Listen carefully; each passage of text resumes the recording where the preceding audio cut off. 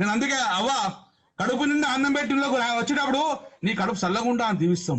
మనకి ఇంత మంచి పథకాలు ఇచ్చిన చంద్రబాబుకు కడుపు నిండా దీవనార్థాలు పెట్టాను వద్దావా? కేసీఆర్ గారు కడుపు నిండా కేసీఆర్ గారికి ఒకసారి దీవనార్థాలు పెట్టున్నాం. నేను అందుకే అవ్వ కడుపు నిండా అన్నం పెట్టిలో వచ్చేటప్పుడు నీ కడుపు చల్లగుండా అని దీవిస్తాం. మనకి ఇంత మంచి పథకాలు ఇచ్చిన చంద్రబాబుకు కడుపు నిండా దీవనార్థాలు పెట్టాను వద్దావా? కేసీఆర్ గారు కడుపు నిండా కేసీఆర్ గారికి ఒకసారి దీవనార్థాలు పెట్టున్నాం. మరి అమ్మ మనం ఒక్కసారి ఇరుకులకు వచ్చి అమ్మ ఆకలి అవుతుంది అవ్వకి సంధ్యాక ఆకలి శారదావ ఆకలి ఆగిందంటే కడుపు నిండా భోజనం పెడుతుంది. పట్టి వస్తావు రాంగా నీ కడుపు చల్లకుండా మంచి అన్నం పెట్టినావు అంటమా లేదా? మరి ఇన్ని పథకాలు చెప్తాండు నీకు పింఛన్ ఇచ్చే. గతంలో ముస్లాం దగ్గర పైసలు లేకపోతుండే మన వరాలకు బిస్కెట్లు కొనిద్దామంటే కొనిచ్చే పరిస్థితి లేదు. ఇవాళ ముస్లాం దగ్గర 3,000 రూపాయలు ఉంటాయి, మంచి 2,000 రూపాయలు ఉంటాయి.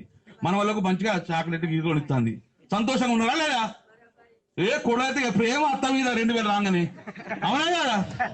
అంటే అప్పుడున్న పరిస్థితి వేరు, ఇప్పుడు మీ ఆత్మ గౌరవం పెరిగింది. నేను అందుకే అవ్వ కడుపు నిండా అన్నం పెట్టిలో వచ్చేటప్పుడు నీ కడుపు చల్లగుండా అని దీవిస్తాం.